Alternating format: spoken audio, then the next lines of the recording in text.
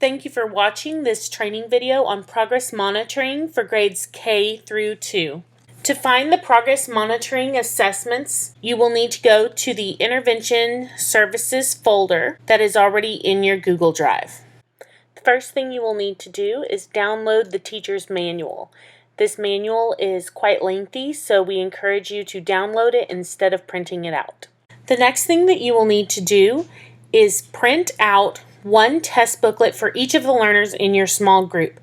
You will administer these checks in alphabetical order, so beginning with Form A, then Form B, and so on and so forth. So you will choose what grade level you are in. So we'll choose first grade just as an example. And you can see there's Form A, B, C, D, E. So you will begin with Form A and print out one of these for each learner in your small group. Once you have done that, you can move on to printing out a scoring form for each learner in your small group. Again, if you will go to the grade level that you've been using,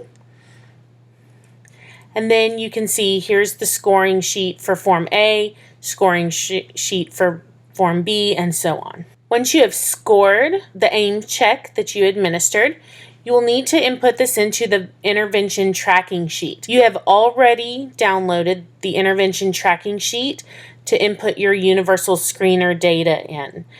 So you will not need to re-download it. You will need to find it on your computer and pull it up from there. Once you have found your intervention tracking sheet, if you remember, you already inputted all of your data for all of your students during their universal screener on this first tab.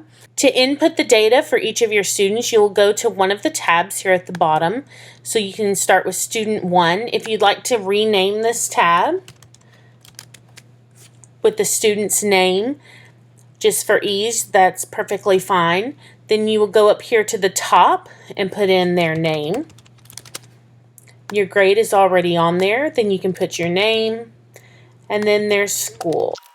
Once you've done this, you can see that Form A, B, C, D, E is already labeled here for you. What you'll need to do is input the date that you administered the AIMS check, followed by their scores. So on your scoring sheet, you will get numbers. You can input those numbers on here. And what you can see is it automatically creates your graph here for each of the units, which is Unit 1 will show up here.